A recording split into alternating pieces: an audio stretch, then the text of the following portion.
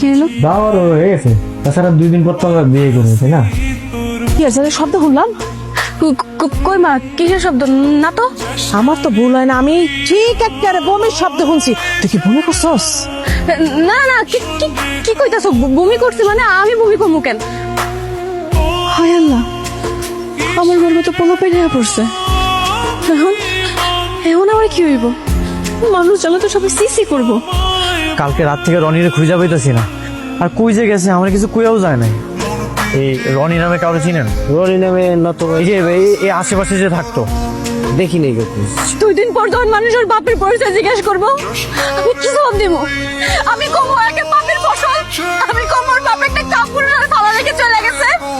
যতদিন রনি না ফিরাইব ততদিন তোমার সন্তানের পরিচয় আমি দেব।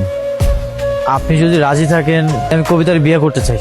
তুমি কিন্তু ভুলে যাও না, আমি তোমার বন্ধুর প্রেমিকা। তুমি চিন্তা করো না, আমি তোমার শরীরে হাত দেবো না। অহন ভালো লাগতেছে না? ভালো লাগতেছে তো, অনেক ভালো লাগতেছে। জানো, আমি যখন কিনা পেটে হাত দেই, আমি আবার চুনও করতে পারি, কথাও কইতে পারি।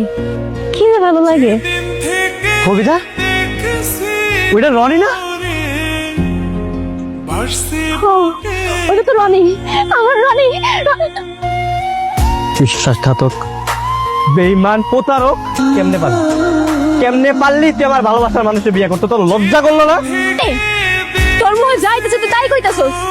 তুই জানোস রাজু তো আবার বিয়া না করতো। দেখ রনি, তুই ভুল বুঝতেছস। তুই চলে যাওয়ার পরেই কবিতা জানতে পারে ওই যে মা হইতে যেতেছে। নাটক করিস, তুই নাটক করিস না। তোর যদি এতই মায়া লাগতো ওর একটা ভাড়া বাসায় রাখলি না কিনলেগা? তুই যদি আমার বন্ধু হয়ে থাকতি, তুই আমার বন্ধুর মর্যাদা রাখার লেগা তুই এই কাজটা করতে পারতি। রনির কোনো খোঁজ পাইছো? আমগো বস্তিতে নাই।